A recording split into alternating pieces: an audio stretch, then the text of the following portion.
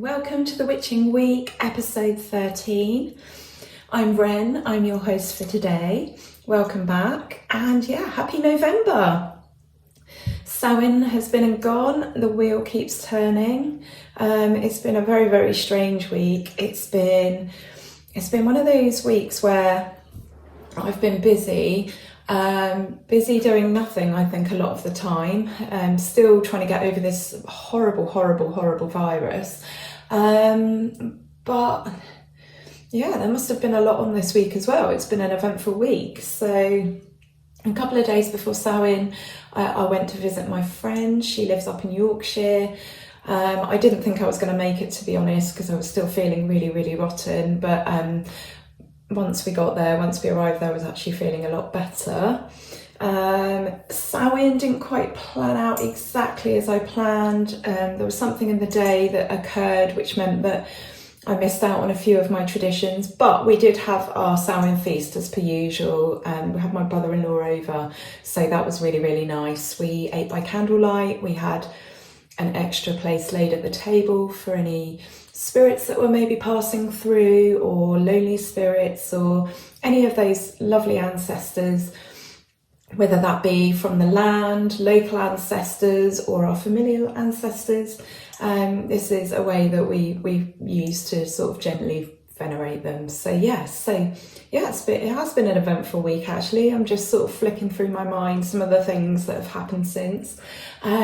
A few days ago, I was interviewed by the wonderful Annwyn Avalon.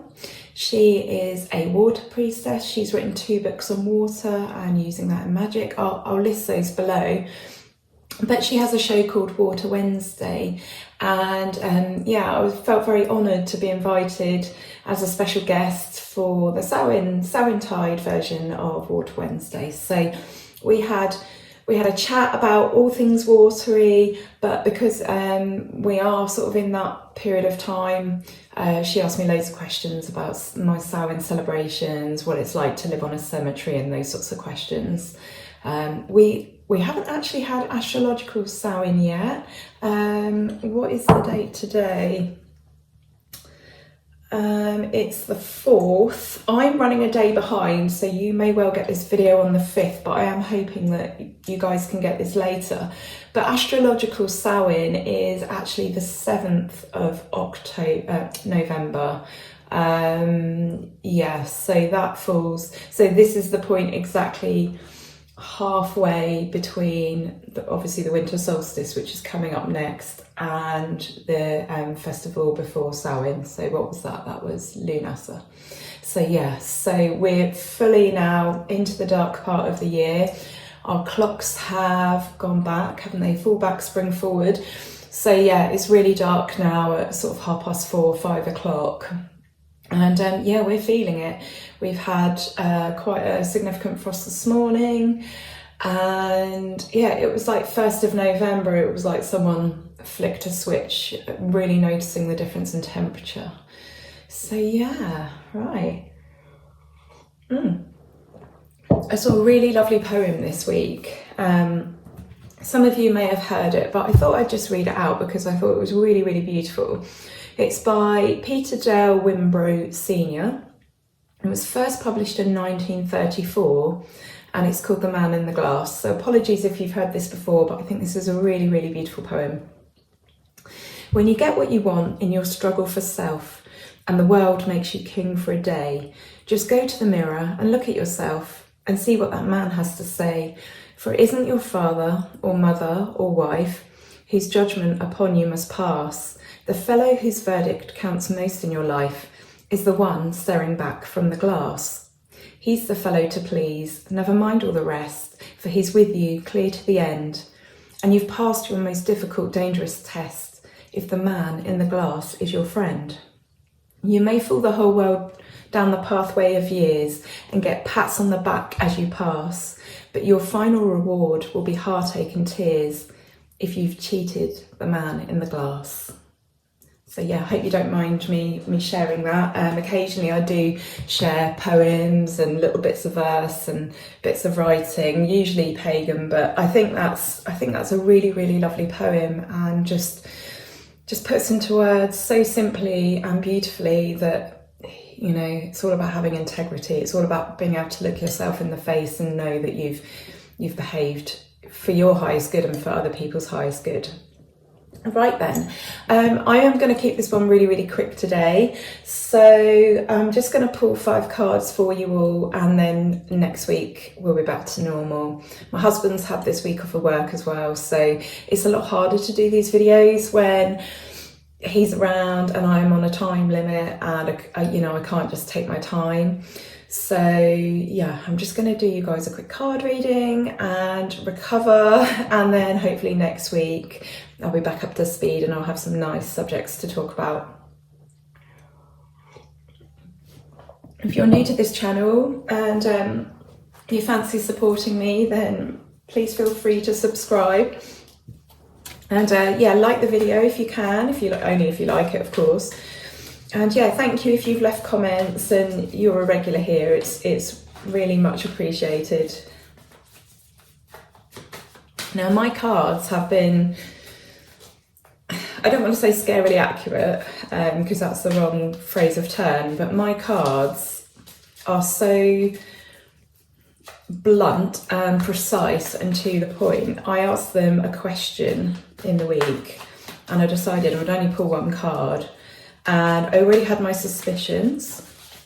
I kind of knew what the problem is. It's a situation where I know what's going on. I don't have any proof, but I know what's going on. And I asked a question about a person and about their behaviour. And I wanted to know the reason why, but I already had my suspicions. And I pulled out the Empress, which to me means mother, and it meant their mother, and it was just all I needed to know. There's still that element of surprise, you know, there's still that element of like, oh my goodness, like they're right, but yeah, these things work. So yeah, I'm finding a newfound joy and passion for my cards. Not that I have ever lost it, but when things like that happen, it's just like, yeah, why don't I consult them more often? Right, here goes.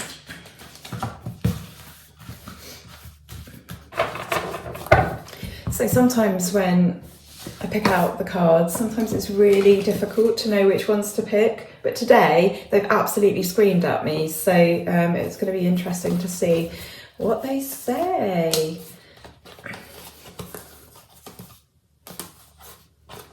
Wow, I think this reading is a lot like the one last week or the week before, but we have got the Magician. I love this card. It's not my favourite card, but for me, this is really good confirmation. It's a really good confidence booster.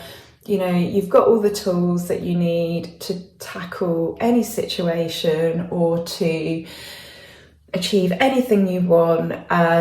You know, you have just got all the skills and tools necessary, and the ability and the capability. Excuse me. And I always joke that this card always comes out, and it always does. So we've got that one. We have got the 3 of Wands. We have got the Ace of Pentacles, which I think came out recently. We have got the Knight of Pentacles, and we have got the 9 of Wands again. I know we had this one recently, didn't we? So again, it's just the message that keep striving, keep going for, you know, what it is you are trying to achieve. You haven't come this far just to get this far.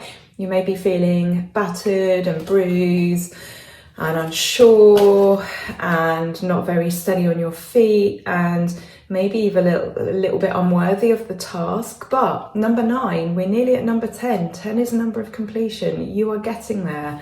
Again, opportunities literally being handed out to you from nowhere, possible monetary, financial success, career opportunities being handed to you. But this, again, this has always got the message that it's up to you to turn that into something sustainable.